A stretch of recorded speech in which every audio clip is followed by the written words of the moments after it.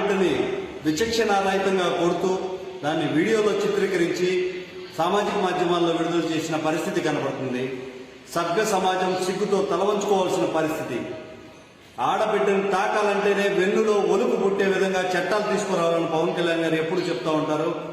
రౌడీజాన్ని అంతమొందిస్తానన్న మన రూరల్ ప్రాంతంలో ఇట్లాంటి వాళ్ళ కార్యకర్తల చేత ఇట్లాంటి దుశ్చర్య జరగడం అమానుషం.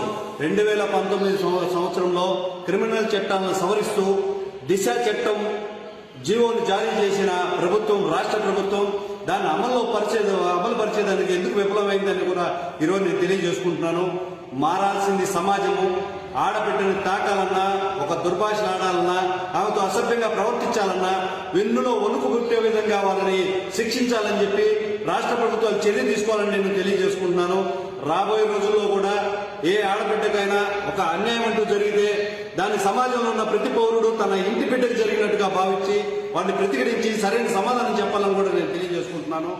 ఈరోజు చూసినట్లయితే మన నగర డిఎస్పీ శ్రీనివాస్ రెడ్డి గారు సంఘటన జరిగిన కొన్ని క్షణాల్లోనే చాకచక్యంగా రౌడీని పట్టుకోవడం జరిగింది.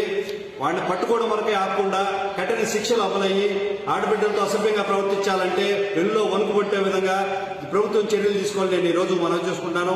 అదేవిధంగా అధికార పార్టీ వారికి ఇదేనా మనవి, రౌడీజం అంతం చేస్తాం, రౌడీలకు మేము వ్యతిరేకం అనుకుంటా మన పార్టీలో ఉన్న రౌడీలను కానీ రౌడీ షీటర్లు కానీ దూరంగా పెట్టి ఇప్పటికైనా ప్రజల పట్ల మంచి అభిప్రాయాన్ని ఏర్పరచుకోవాలని నేను ఈరోజు జనసేన పార్టీ తరఫున పిలుపునిస్తున్నాను.